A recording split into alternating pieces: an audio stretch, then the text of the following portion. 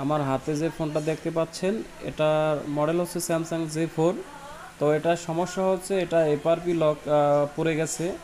তো আজকে আপনাদের দেখাবো অল্প সময়ের ভিতরে কিভাবে আনলক টুলের মাধ্যমে এই এফআরপি লকটা খুলে আপনাদের দেখাবো। দেখতে পাচ্ছেন এটার নেক্সট অপশনে কাজ করতেছে না, মানে এটা সামনে যাওয়া যাচ্ছে না, ঠিক আছে, সামনে এগোনো যাচ্ছে না, এটা সেট আপ করা যাচ্ছে না, ঠিক আছে।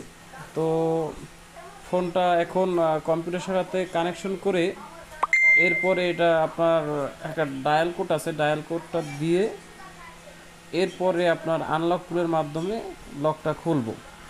তো দেখেন কিভাবে লকটা খুলি, একেবারে সিম্পল, অল্প সময়ের ভিতরে কিভাবে স্যামসাং ফোনের লক আমরা খুলি।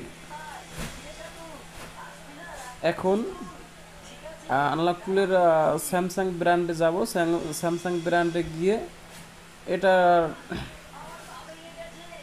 আমরা এডিবি মোডে এটার এফআরপি লকটা খুলবো। একেবারে অল্প সময়ের ভিতরে খুলে যাবে, দেখতে থাকেন।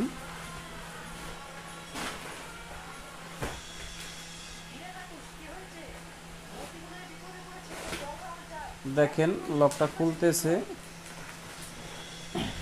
লকটা খুলতেছে দেখেন।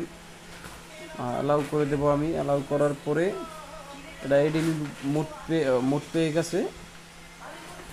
দেখেন আমার এফআরপি ডান হয়ে গেছে, এফআরপি ওকে। দেখতে পাচ্ছেন আমার ফোনটা এখন আপনার লকটা চলে যাবে।